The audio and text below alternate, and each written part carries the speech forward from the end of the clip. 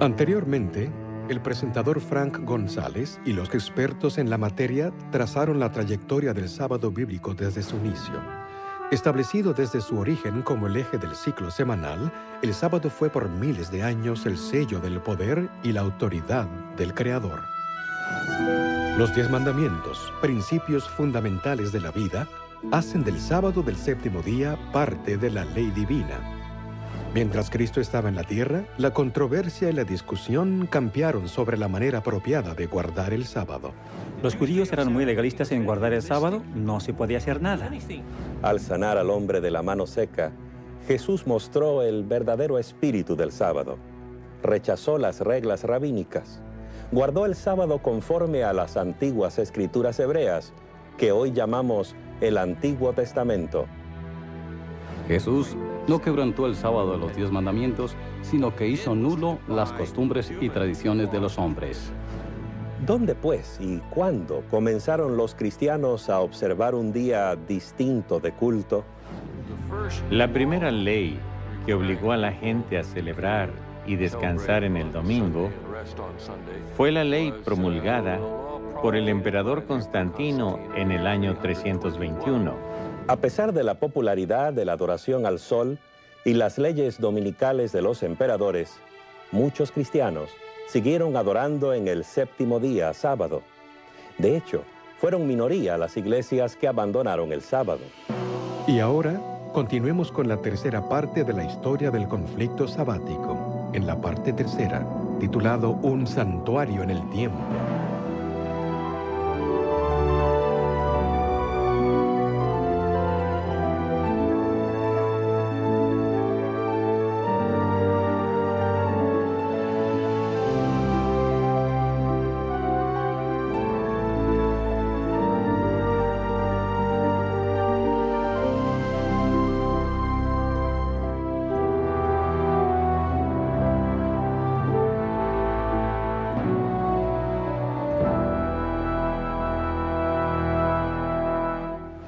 Soy Patricio, un pecador, el menos educado, el menor de los fieles y el más despreciado por todos. Mi padre era Calpornicus, diácono, hijo de Potitus, el sacerdote de la villa de Benavent, Tarbuniae, donde tenía una finca, y allí me tomaron cautivo. Yo tenía 16 años de edad y no conocía al verdadero Dios. Me llevaron cautivo a Irlanda, junto a miles, y merecidamente, porque nos habíamos apartado de Dios y no guardábamos sus mandamientos. Esta es una copia de la Confesión de San Patricio, el testimonio de un hombre a menudo considerado como el irlandés más famoso de la historia. Pero los mitos y leyendas oscurecen su verdadera identidad. Era un gran misionero de Irlanda que hacía milagros. ¿Fue él quien hizo salir de la isla Esmeralda a las serpientes? ¿Quién fue en realidad San Patricio? Bienvenidos a la tercera parte de Un santuario en el tiempo. Hoy presentaremos el San Patricio histórico, un hombre muy distinto del Patricio de las leyendas y la tradición. En el proceso veremos nuevos aspectos del prolongado esfuerzo por reemplazar el sábado bíblico por el domingo como día universal de adoración. Patricio nació hacia fines del siglo IV en una cultura cristiana celta. Su religión era muy diferente del cristianismo latino o romano que se estaba imponiendo en otras partes de la Europa occidental. No sabemos quiénes fueron los primeros cristianos celtas, ni quién les habrá presentado el cristianismo. Ni siquiera estamos seguros cuándo empezó todo. Pero lo que sí sabemos es que ellos creyeron basados en los escritos de Patricio y de otros. Y lo que creían estaba basado en su entendimiento de las escrituras. Contrariamente a los teólogos de la cristiandad romana, quienes acudían a las enseñanzas de la Iglesia y los concilios, los celtas recalcaban la Biblia. Esta lealtad a la Biblia era lo que separaba a los cristianos celtas de la comunidad mayoritaria formada por los cristianos romanos. Por cuanto la Biblia era el fundamento de su fe, Les era difícil aceptar la autoridad de la Iglesia romana. Es que la Iglesia celta se desarrolló fuera del alcance de la influencia romana. Tenía sus raíces en la Iglesia que guardaba el sábado, la cual comenzó con Jesús y sus apóstoles en el primer siglo. Tomando en cuenta cómo los celtas recibieron el cristianismo, sabemos que ellos eran creyentes firmes en las Escrituras. Se esforzaban en hacer lo que la Biblia les decía. Asimismo, sabemos que ellos conocieron el cristianismo antes de que la observancia del domingo entrara en boga. No hay ninguna indicación en las obras de Patricio de que él aceptara las enseñanzas de los padres de iglesia ni los cánones de concilios. Él acudía únicamente a las Escrituras en las cuales basar su creencia, práctica y enseñanza. Esta era, pues, la religión de Patricio, basada en la Biblia, fiel a sus enseñanzas y obediente a sus mandamientos. Esa era la religión que habría de llevar a los habitantes de Irlanda.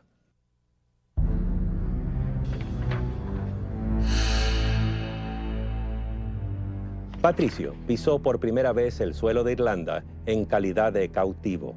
Secuestrado junto con millares de otras personas, fueron todos llevados a Irlanda y vendidos como ganado. Allí pasó Patricio 6 largos años, trabajando para un granjero en calidad de esclavo.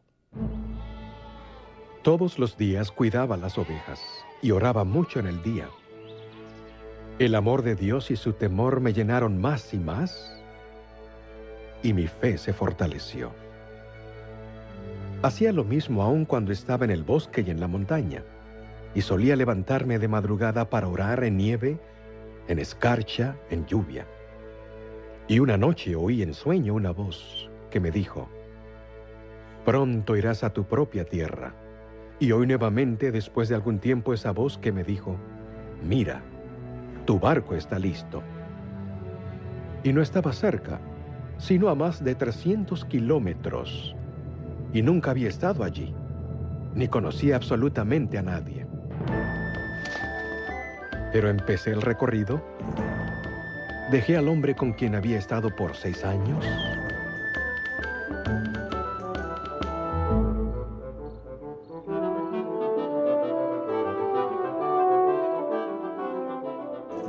fui en la fortaleza de Dios, quien dirigió mi camino hacia el bien, y no sentía temor alguno hasta que llegué al barco. Patricio siempre creyó que su escape de Irlanda fue dirigido por una mano divina. Su propio pueblo lo recibió de nuevo, rogándole que nunca los volviera a dejar. Pero el plan de Dios para la vida de Patricio no se iba a cumplir en su propia tierra. En la noche vi en visión a un hombre llamado Victoricus, como si hubiera venido de Irlanda trayendo muchísimas cartas, y me dio una de ellas.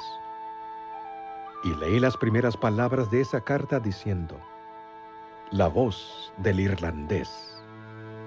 Y mientras leía la carta, creí oír muchas voces en ese mismo momento, clamando a una sola voz: «Te pedimos, muchacho, ven y anda entre nosotros una vez más». Respondiendo a los ruegos del pueblo irlandés, Patricio volvió a Irlanda. Allí su carrera como predicador y maestro hizo que eventualmente se le considerara santo y lo colocó entre las filas de los misioneros cristianos mejor conocidos del mundo. Pero hay algo que no es tan bien conocido acerca de él. San Patricio guardaba el sábado, 7º día. De hecho, su reposo sabático se volvió legendario. 2 siglos después de su muerte, su biógrafo escribió que cada 7º día, Patricio y su amigo Victorico se reunían para orar y gozar de mutuo compañerismo. Algunos historiadores hasta creen que el amigo especial de Patricio era en realidad un ángel.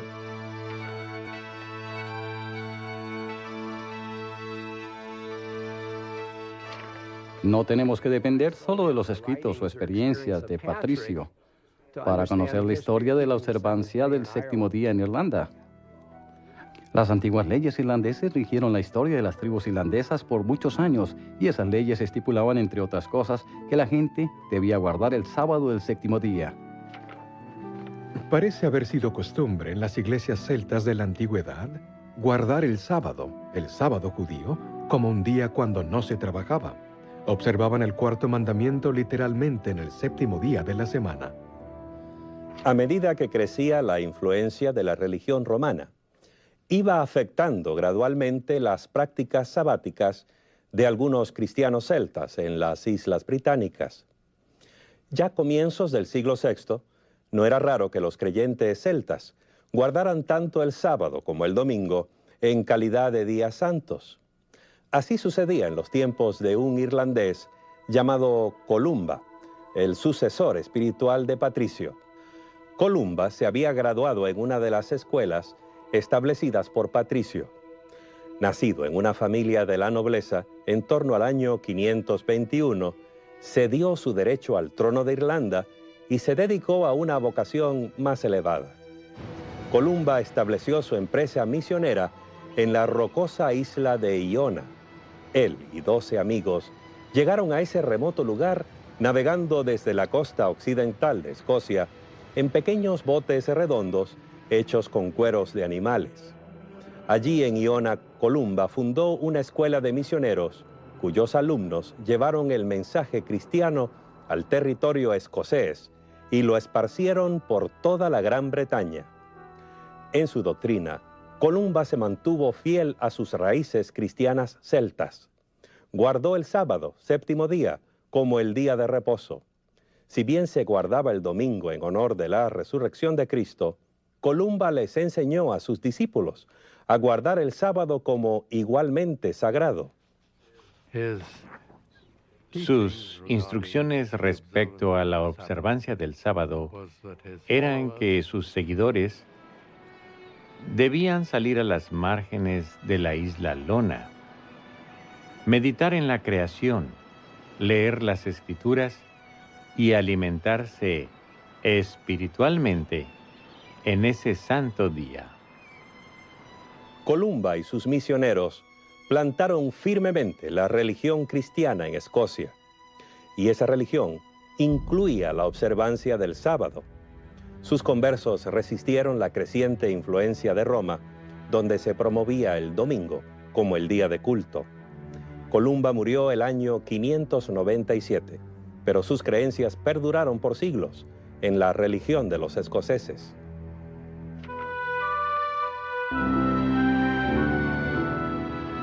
En el año 1070, Malcolm, rey de Escocia, se casó con Margarita, una joven que estaba destinada a ser más famosa que su esposo. Dejó su marca en la historia mayormente como reformadora religiosa. De hecho, más tarde la Iglesia Católica Romana la declaró santa. Sabemos que Margarita creció en el palacio de los piadosos reyes de Hungría, quienes eran muy católicos, y desde la edad de 7 u 8 años ella vivió en el palacio de Eduardo, el confesor de Inglaterra, quien era también muy pío y devoto católico. En la corte inglesa, Margarita vivió bajo la influencia de los monjes benedictinos de Canterbury. Cuando las condiciones políticas hicieron que su familia no se sintiera bienvenida en Inglaterra, se trasladaron a Escocia, donde el rey se fijó en Margarita. Parece que Margarita pensaba hacerse monja.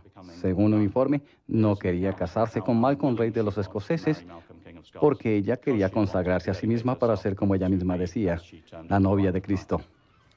El biógrafo de Margarita nos dice que ella en su niñez era muy dedicada a la iglesia y tenía interés en hacerse religiosa.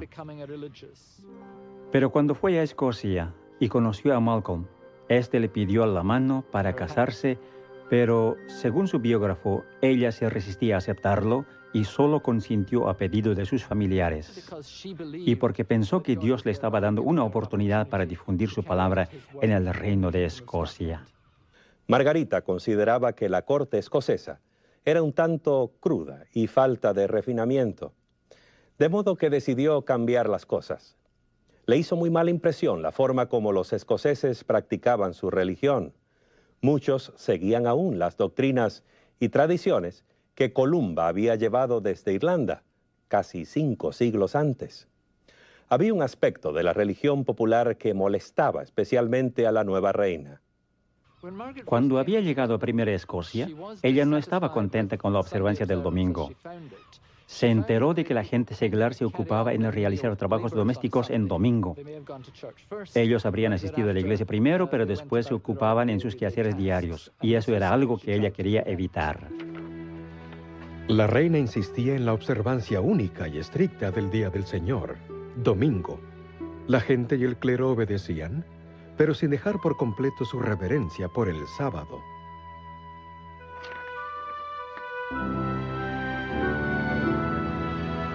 La historia de los primeros siglos de la era cristiana revela un movimiento definidamente contrario al séptimo día, sábado, y favorable al domingo. Y los documentos eclesiásticos identifican inequívocamente el establecimiento religioso de Roma como su centro neurálgico.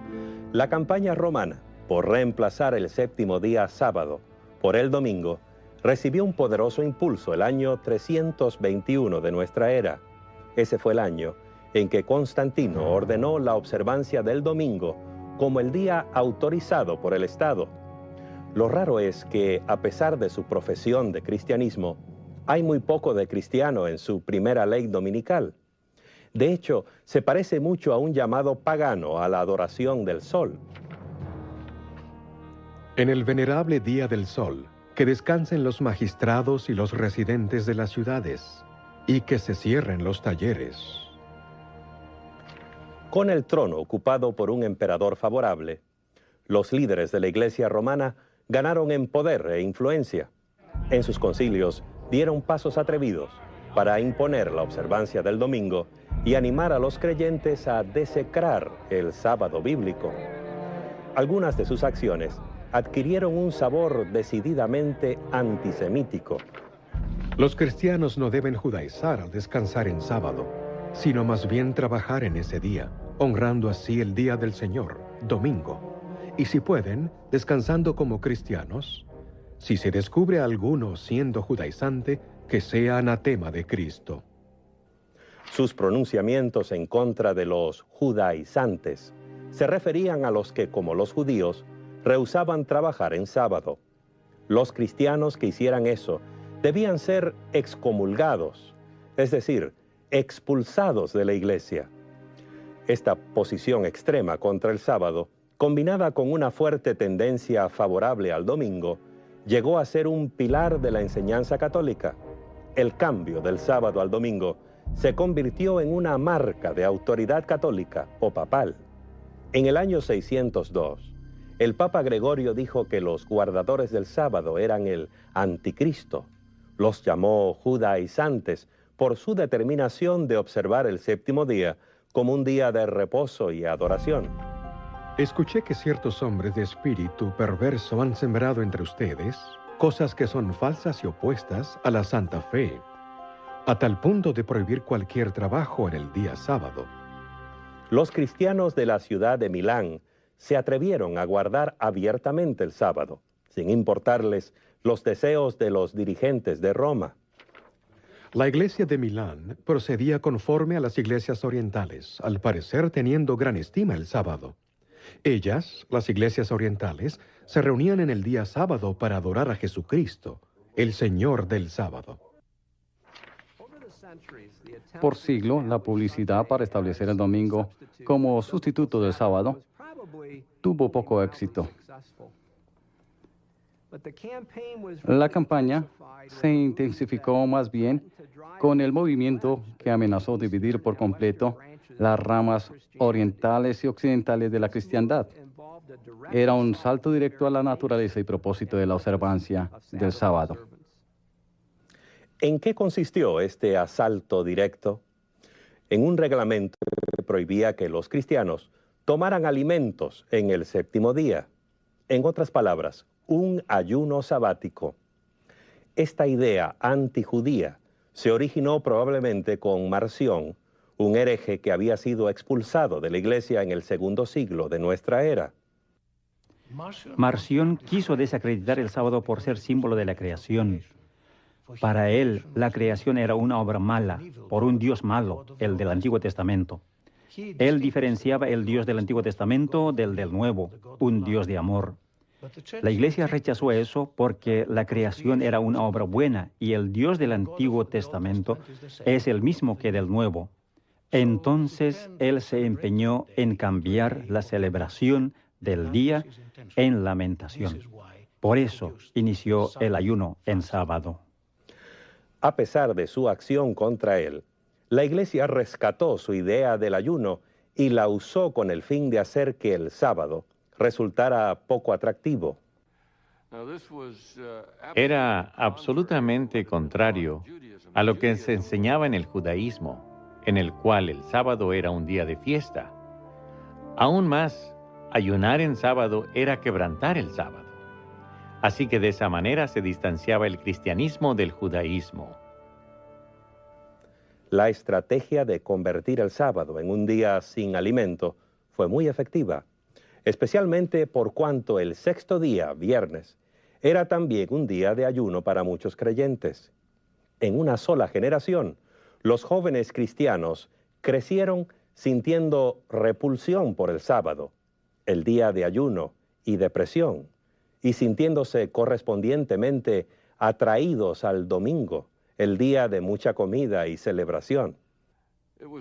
Fue la Iglesia romana que estableció el ayuno en sábado y la celebración en domingo. De hecho, en el siglo IV, el Papa Silvestre dijo que eso era bueno hacerlo, en desprecio a los judíos. Si los cristianos observan cada domingo alegremente debido a la resurrección, entonces debido a la sepultura, cada sábado debiera ser tenido para execrar a los judíos. En otras palabras, a los cristianos se les enseñó a ayunar el sábado como expresión de su desprecio por los judíos, al punto de ser dicho ayuno una maldición representada contra ellos. Pero aún esta estrategia específica contra el sábado no logró sino un éxito parcial. Prominentes dirigentes de la Iglesia se opusieron a ella. Hipólito, un obispo del tercer siglo, sentía que era un grave error. Inclusive algunos hoy piden que se ayune en sábado, lo cual Cristo no ha dicho, deshonrando así el Evangelio de Cristo.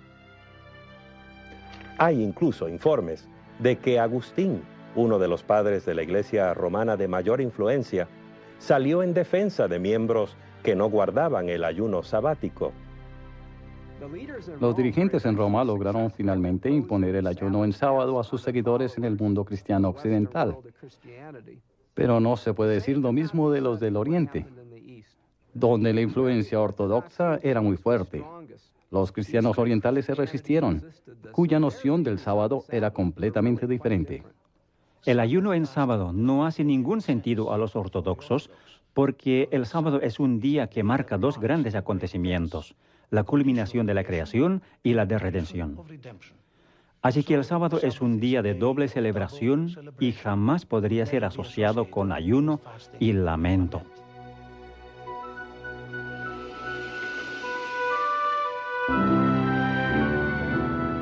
Este asunto del ayuno sabático podría parecernos desde nuestra posición moderna como una tempestad en una taza de té, pero se volvió parte de la lucha por el poder dentro de la Iglesia, una tensión entre Oriente y Occidente que eventualmente habría de dividir el mundo cristiano, desgarrándolo en dos partes. En el año 692, el emperador Justiniano II convocó un concilio eclesiástico en Constantinopla.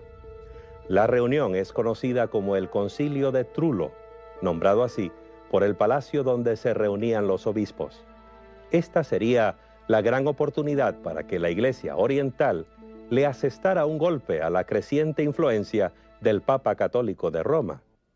El canon 55 del Concilio de Trullo se basa en uno de los cánones apostólicos, el canon 64 y otros cánones de los concilios locales.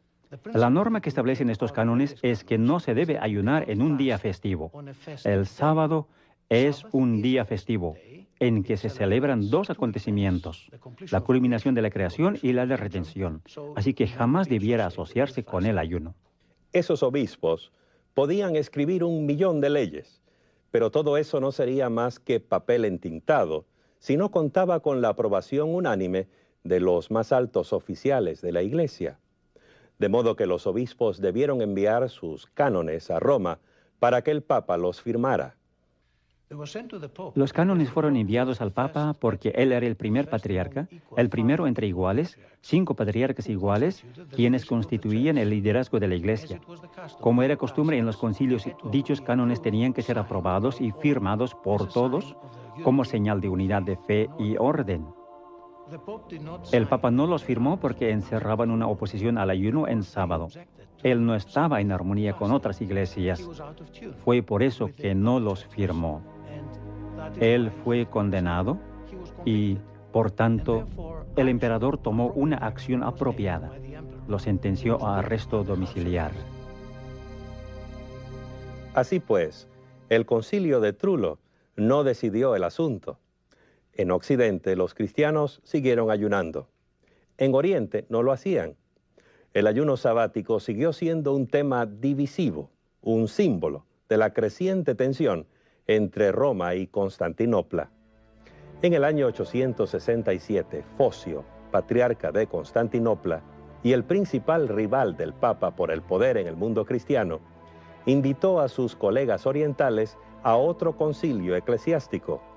Durante el concilio, acusó a toda la Iglesia occidental de ser culpable de herejía en 8 puntos. El cisma fotien entre Constantinopla y Roma giró sobre varias cuestiones. El principal asunto fue el conflicto sobre el sábado, según los documentos primarios que relatan este conflicto. Mediante el fraude y artificio, ellos procuraron desviar a la gente de la fe pura de la cristiandad para corromperlos con sus errores. Les exigieron que observasen el ayuno del sábado en contra de los cánones de la Iglesia. En los siguientes 200 años, hubo muy poca interacción entre ambos bandos. Después, los antiguos conflictos se vieron agravados por nuevas disputas. Como monarcas rivales que se esforzaban por afianzar sus propios reinos, el Papa y el patriarca de Constantinopla luchaban por adquirir la supremacía. El principal asunto que estaba en juego en 1054 en el Oriente y el Occidente fue la cuestión de la autoridad de la Iglesia. El Papa impuso costumbres occidentales o romanas sobre las iglesias bizantinas en Italia. Y uno de ellos fue la observación del ayuno en el día sábado. El Papa envió a uno de sus representantes más prominentes, el cardenal Humberto, para que negociara con Miguel Cerulario, el patriarca ortodoxo. El esfuerzo no produjo fruto. Ninguno de los bandos quiso ceder por causa de la unidad cristiana. Las cosas siguieron de mal en peor. Entonces llegó el 16 de julio de 1054. Entonces los legados del Papa, habiéndose cansado de la oposición del patriarca, como decían, optaron por la acción más insolente. En el 16 de julio, ellos se metieron a la iglesia de Hagia Sofía, y mientras los clérigos se preparaban para el servicio sabático de la 3ª hora del día, colocaron la bula de excomunión en el altar principal a la vista de los clérigos y presentes. Saliendo de allí, ellos aún sacudieron el polvo de sus pies, como un testimonio contra ellos, exclamando: «Que Dios vea y juzgue». Tan pronto como los legados papales se hubieron perdido de vista, el emperador ordenó que el documento de excomunión fuera quemado.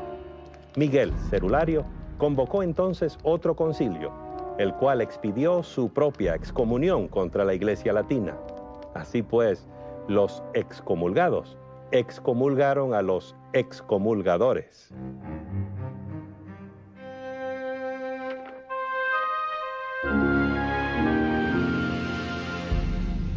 Es claro que la lealtad al sábado del 4º mandamiento no se desvaneció fácilmente. Los esfuerzos de la Iglesia romana por promover el domingo como alternativa continuaron. un subterfugio novedoso, tomó la forma de una carta, la cual supuestamente había venido directamente del cielo.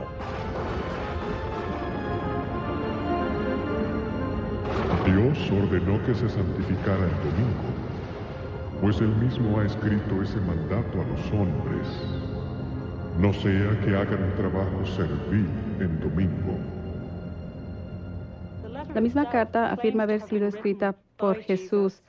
Dice que apareció sobre el altar de San Pedro en Roma, descubierta por un sacerdote que oficiaba la misa, quien se asustó mucho por eso.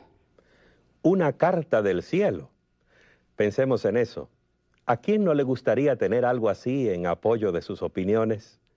Esa sería un arma muy convincente para persuadir, especialmente al pueblo ignorante y supersticioso de la época medieval. No era fuera de común en la Edad Media que la gente apoyase sus pretensiones con cartas supuestamente caídas del cielo. Nada mejor que tener el apoyo de una carta de Dios. Es difícil precisar cómo la carta habrá llegado a Irlanda. La mejor explicación es que un monje irlandés haya ido de peregrinaje al continente, obtuvo allí la carta de alguna manera y trajo consigo a la casa. Nadie lo sabe de seguro, pero no importa cómo haya llegado, es un hecho que sabemos con toda precisión lo que decía. Todo el contenido de la carta fue preservado como parte de la ley de Irlanda. En Irlanda, la Epístola de Jesús es parte de una colección de obras sobre la observancia del domingo. Los primeros dos elementos son muy breves y hablan sobre algunos castigos. El tercer elemento es la carta en sí. Por último está un largo tratado legal que da detalles de lo que le sucedería en forma individual si cometiese ciertas transgresiones del domingo. Cualquier plaga o desgracia que ha caído en el mundo se debe a la transgresión del domingo. Hay bestias, más aún, en ciertas partes del Oriente, que han sido enviadas a los hombres para tomar venganza de la transgresión del domingo. Algunas amenazas en la carta son fantasiosas y quizá espantosas. Dice que grandes bestias y langostas están tan solo esperando tomar venganza por transgredirse el domingo. Habrá tempestades con truenos y rayos, granizadas. Habrá serpientes voladoras en el cielo. Más aún, grandes males y destrucción ocurrirán si la gente quebrantara la ley dominical. A la pueril mente medieval, esas amenazas de castigos milagrosos deben haberle parecido aterradoras. Mejor dedicarse a la observancia del domingo que arrostrar los terrores de plagas y catástrofes sobrenaturales. Esta así llamada Epístola de Jesús apoyaba con toda claridad las decisiones de los concilios eclesiásticos y las declaraciones de los papas, pero se hallaba en conflicto directo con la ley sabática de los 10 mandamientos. La Epístola de Jesús pertenece a la cuantiosa literatura apócrifa, es decir, no es canónica ni es parte de la Biblia y no debiera ser creída de ninguna manera al pie de la letra. Esta carta de Jesús muestra cuán determinados estaban los líderes católicos medievales a cambiar el sábado bíblico por el domingo. En otros siglos y lugares se usaron ardides parecidos, también apoyados en supuestos mensajes celestiales. En el año 1200, Eustaquio de Fly, un abate francés, llegó a Inglaterra y comenzó la versión medieval de una campaña de reavivamiento religioso. Predicaba que la gente no debía comprar ni vender en domingo. Al ver que sus esfuerzos eran infructuosos, se volvió a casa en Francia. En el 1201 él vino de nuevo. Esta vez estaba unido con una carta supuestamente enviada del cielo y dejada sobre el altar de San Simeón en Jerusalén, en la cual se decía que Dios mismo iba a castigar a aquellos que trabajaran o compraran y vendieran en domingo. La tentativa de hacer cumplir la abstinencia de trabajar en domingo continuó durante la Edad Media a través de concilios eclesiásticos, órdenes, papeles, ley canónica y juzgados. Y el hecho de que se intentó continuamente hacer cumplir esa ley significa que no se cumplía.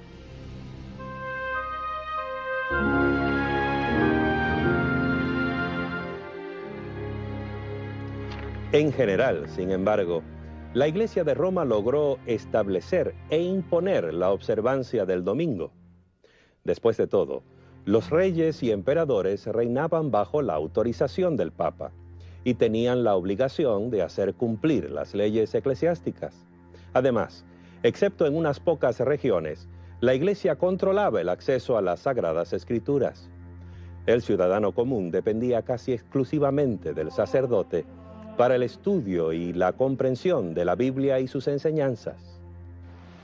Hubo lugares remotos donde las Escrituras se mantuvieron en el lenguaje de la gente, y en esos lugares hubo grupos muy valientes que se resistieron ante la autoridad de la Iglesia y siguieron guardando el sábado del séptimo día. En las montañas del norte de España y de Italia y en el sur de Francia hay grupos íntegros de individuos que son legendarios por su resistencia al poder de Roma. Gente como los albigenses, los catari, los pasagini y los waldenses. Informes provenientes de esa época nos dicen que entre esos grupos había muchos que observaban el séptimo día, sábado. Los oponentes acusaban a los cátaros y algunos de los valdenses de enseñar que los cristianos debían guardar al pie de la letra la ley de Moisés. Los pasaginos guardaban el sábado porque creían que existía aún antes del Decálogo. Hay un informe del siglo XII del grupo Catari. 4 hombres y una niña, quienes, mientras viajaban por Collonges, en Francia, fueron capturados y quemados en la hoguera por no asistir a la iglesia en domingo, día del Señor.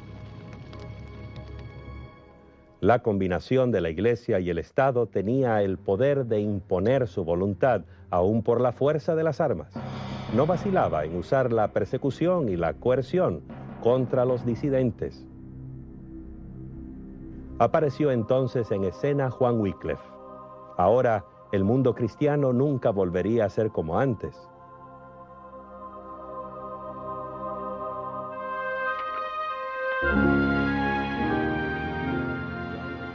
Juan Wycliffe nació en Yorkshire, en un pueblito llamado Hipswell, de una familia rica, en una casa feudal. Sus padres tenían suficiente dinero para enviarle a la Universidad Oxford para su educación, la cual se convirtió en su hogar definitivo, el centro de su vida, de su interés y de su influencia. Juan Wycliffe era un hombre apasionado por la palabra de Dios y procuró dar a conocer esa palabra al pueblo inglés. Amaba la palabra de Dios a tal punto que estaba dispuesto a enfrentarse a las autoridades de la iglesia de su tiempo, aun a costo y riesgo personal. En cuanto a la lectura personal de la Biblia, la iglesia establecida tomó el punto de vista de que la gente ordinaria es muy tonta para hacerla. Se necesitaba alguien con años de educación de alto nivel para entender bien la Biblia. La jerarquía eclesiástica se opuso a que la Biblia estuviese disponible en la lengua vernacular para el laico, porque eso burlaría la función del sacerdote y daría cierta autoridad al laico para interpretar las Escrituras por sí mismo. Juan Wycliffe le comprendía y respetaba a la gente. En su tiempo, toda instrucción y enseñanzas religiosas se impartía a través de la iglesia instituida. Pero la iglesia instituida no estaba enseñando la palabra de Dios a la gente. Wycliffe pensaba que las enseñanzas de la Biblia eran suficientemente claras como para que la gente común las pudiera comprender. Si la tuvieran a su alcance, podrían decidir por sí mismos qué creer y cómo actuar. Y yo creo que hasta cierto punto la iglesia temía eso, porque les iba a quitar el poder, la autoridad y el prestigio que gozaban en ese tiempo. El motivo por qué Juan Wycliffe se puso a traducir la Biblia al inglés responde a su opinión de que la autoridad suprema en cuestión de fe y conducta es la Biblia. Wycliffe fue la fuerza motriz para traducir la Biblia al inglés de los siglos XII al XV. Se le ve como el padre de este proyecto. Juan Wycliffe no limitó sus esfuerzos a la traducción de la Biblia. Se convirtió también en un crítico articulado y persistente de la Iglesia. En su mano, la pluma llegó a ser un arma. La Iglesia le proveyó amplia provisión de blancos, como cuando el Papa Inocencio III declaró que era necesario que toda la gente estuviera sujeta al obispo de Roma. Wycliffe sintió que la autoridad papal, primero que nada, no tenía base en las Escrituras. En segundo lugar, le pareció que estaba corrompida. Había distorsionado el Evangelio. Había añadido muchas instituciones humanas, al parecer con el objetivo de reunir fondos para Roma. Y él se opuso a esa corrupción general del sistema papal. A Wycliffe le pareció que el Papa estaba haciendo la obra del Anticristo. Wycliffe era visto por sus oponentes desde dos ángulos distintos. Por un lado, creo que él era muy admirado, pues era profesor de teología y de filosofía en la Universidad de Oxford y el teólogo más conocido de su tiempo. Por otro lado, le veían como alguien peligroso. La posición de la Iglesia Católica Romana hacia Wycliffe fue que él era el mayor hereje de todos esos tiempos, porque él atacaba a la Iglesia muy enérgicamente como el Anticristo.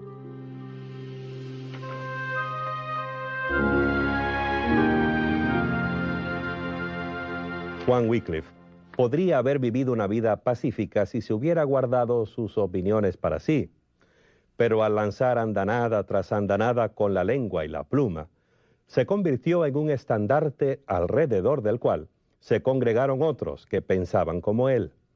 Era un hombre carismático que atrajo a muchos leales seguidores y partidarios. Los seguidores de Wycliffe se llamaban Lollardos. Los Lollardos se inspiraban en Wycliffe para distribuir la Biblia entre la gente ordinaria, la Biblia en inglés. Ellos iban por las áreas rurales, vestidos de togas rojizas, sandalias, bordón en mano y casi nada más, por toda Inglaterra. Al principio, el nombre Lollardo sonaba irrisorio y despectivo. La palabra en sí viene del holandés luller, que quiere decir hablar entre dientes. Se les decía que mascullaban las palabras o eran fanáticos religiosos. Al final, el nombre fue aceptado por los propios Lollardos. En un lindo texto sobre la traducción de la Biblia, se dice que Jesús mismo era el gran Lollardo que jamás hubo. Una cuestión de todos los tiempos era el asunto de la autoridad. Había dos opiniones. La Iglesia decía que la autoridad radicaba en ella porque era infalible y que Dios la había dado dicha autoridad. Por otro lado, los Lollardos creían que Dios era la máxima autoridad a través de las Escrituras. Con el tiempo, el movimiento Lollardo se fue a la clandestinidad y al pietismo. Lo que quiero decir con esto es que estudiaban la Biblia con carácter literal, procuraban aplicarla a sus pensamientos y a sus vidas de tal manera que estuvieran en armonía con las Escrituras. Algunos Lollardos se convirtieron en sabadistas, afirmando que el culto debía hacerse en el séptimo día, conforme a las Escrituras, porque creían en la interpretación literal de la Biblia. En realidad, la única manera como sabemos de los Lollardos como guardadores del sábado es por medio de las actas tribunales. Por ejemplo, tenemos el informe de una persona llevada a la corte juanceño, juzgado en 1402 por practicar sus creencias sabadistas. Su declaración fue que continuaría haciéndolo hasta que alguien le comprobara con las Escrituras de que él estuviera en error. Con esa visión de las Sagradas Escrituras, no es de extrañar que entre esos Lollardos hubiera quienes guardaran el sábado. Fueron los precursores de muchos que volverían a descubrir el sábado durante la Reforma Protestante.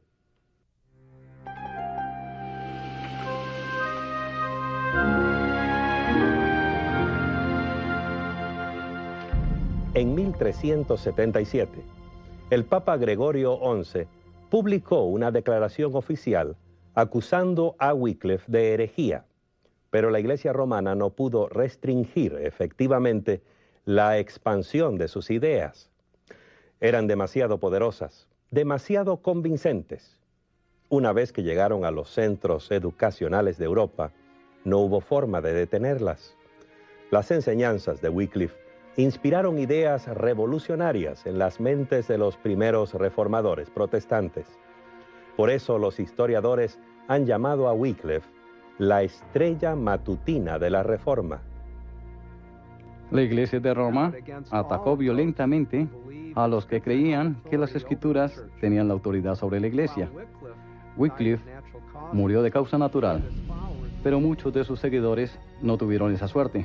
Se desencadenó una severa persecución en forma efectiva, porque la Iglesia y el gobierno inglés mantenían entre sí una estrecha relación. En los últimos siglos de la Edad Media, la relación Iglesia y Estado era casi íntima. Ambas instituciones se llevaban muy bien. En gran parte, los eclesiásticos más antiguos, los obispos de la Iglesia inglesa, administraban el Estado a favor del rey. Por otro lado, el Estado apoyaba a la Iglesia, especialmente a través del decreto parlamentario de 1401, conocido como el decreto para quemar a los herejes. De esta manera, el Estado retribuía el favor a la Iglesia y mantenía su posición exclusiva sobre los herejes minoritarios conocidos como lollardos. A pesar de la oposición proveniente de la confederación que formaron la Iglesia y el Estado, las ideas de Juan Wycliffe se arraigaron en el corazón de muchos en Inglaterra, incluso algunos miembros pudientes de la nobleza. Juan Oldcastle era uno de los nobles que tomó interés en los puntos de vista de Wycliffe. Colaboró de varias maneras, por ejemplo, con dinero y predicando él mismo los postulados de Wycliffe. Cuando eso se prohibió por un decreto parlamentario bajo prisión o pena de muerte, él continuó haciéndolo. Al final fue arrestado y quemado en la hoguera. Las instituciones religiosas tienen la triste historia de recurrir a la fuerza cuando les falla la persuasión. Eso es muy cierto cuando la Iglesia y el Estado se unen, tal como ocurrió con la Iglesia de Roma en la Edad Media. Si se podía mantener la suprema autoridad de la Iglesia, las enseñanzas de la Biblia podrían permanecer despreciadas y olvidadas. Pero si la Biblia llegaba a ser considerada como la sagrada fuente de doctrina y la guía legítima de la conducta cristiana, el poder de la Iglesia y sus tradiciones se verían profundamente debilitados. Y gracias a Juan Wycliffe, eso es precisamente lo que sucedió en los siglos anteriores a la Reforma Protestante. A medida que crecía el conocimiento de la Biblia, aumentaba también la comprensión renovada del plan de Dios para la humanidad, como lo revela el Decálogo. Y desde luego, esto viene a incidir en nuestra historia del séptimo día. Una vez que la Biblia estuvo disponible en el idioma de la gente común, se estableció el escenario para el redescubrimiento del sábado bíblico. Y esa es la historia que contaremos cuando volvamos trayendo la parte número 4 de Un santuario en el tiempo.